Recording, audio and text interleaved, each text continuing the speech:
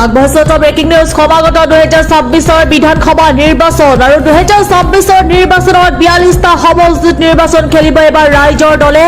26 নিৰ্বাচনৰ বাবে প্ৰাৰ্থীৰ নাম ইতিমধ্যে ঘোষণা কৰিছে বিধায়ক অখিল গগৈ। মিত্ৰতা নহওঁতেই নাওবৈচাৰ প্ৰাৰ্থীৰ নাম ঘোষণা ৰাইজৰ দলৰ। হৰিকান্ত দাস নাওবৈচাৰ ৰাইজৰ দলৰ প্ৰাৰ্থী হ'ব। অতি শীঘ্ৰেই বিৰোধী দল একলগ হলে ভাল। যিদিনাৰ পৰা বিৰোধী ওলাই সিদিনা বিজেপিৰ মৃত্যুৰ ঘণ্টা বাজিব বুলি মন্তব্য কৰিছে ৰাইজৰ দলৰ বিধায়ক অখিল গগৈ। আৰু আপোনালোকে মোক 20 জন বিধায়ক দিয়ক, মই আপোনালোকক ভাল নতুন অসম দিম বুলি মন্তব্য কৰিছে। ৰাইজলৈ বিশেষ আহ্বান জনাইছে বিধায়ক অখিল গগৈ। আমি পুনৰবাৰ জনাবলৈ চেষ্টা কৰিম এই মুহূৰ্তৰ এটা গুৰুত্বপূৰ্ণ খবৰ। সমাগত 2026 বিধানসভা নিৰ্বাচন।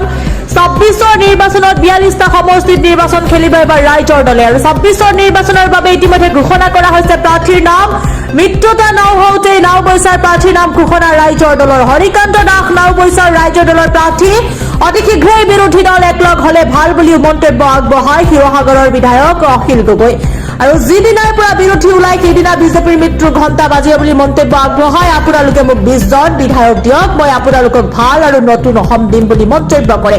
আৰু ৰাইজলৈ বিশেষ আহ্বান জনাইছে বিধায়ক অখিল গগৈ।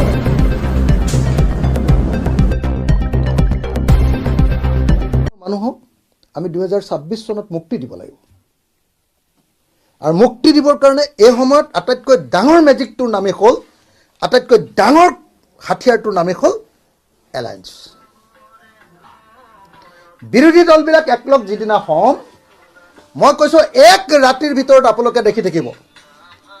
বিৰোধী দলবিলাক যিদিনা একলগ হ'ম নহয়, এক ৰাতিৰ ভিতৰত আপোনালোকে দেখিবলৈ পাব। এক ৰাতিৰ ভিতৰত হিমন্ত বিশ্ব শৰ্মা উৰি গৈছে। এক ৰাতিৰ ভিতৰত নহয়, আমাৰ গোটেইকেইটা দল, আমি কংগ্ৰেছ, ৰাইজৰ দল, CPI, CPM, CPIML আৰু APSLC আৰু আপোনাৰ অসম জাতীয় পৰিষদ, এই আটাইকেইটা নাই, এই আটাইকেইটা মই আকৌ এবাৰ কৈ দিলোঁ, CPI, CPM, CPIML, ৰাইজৰ দল, জাতীয় পৰিষদ আৰু APHLC কাৰ্বি আংলঙৰ আৰু কংগ্ৰেছ, আমি একেলগে থকাৰ সিদ্ধান্ত ইতিমধ্যে গ্ৰহণ কৰিছোঁ। আৰু আগন্তুক এই নতুন বছৰটোৰ অতি সোনকালে নতুন বছৰটোৰ একেবাৰে আগভাগতে আপোনালোকে আমাক ঐক্যবদ্ধভাৱে দেখিবলৈ পাব ফিল্ডত। মই সেইকাৰণে বাৰম্বাৰ কৈয়ে আছোঁ যে সোনকালে কৰোঁ।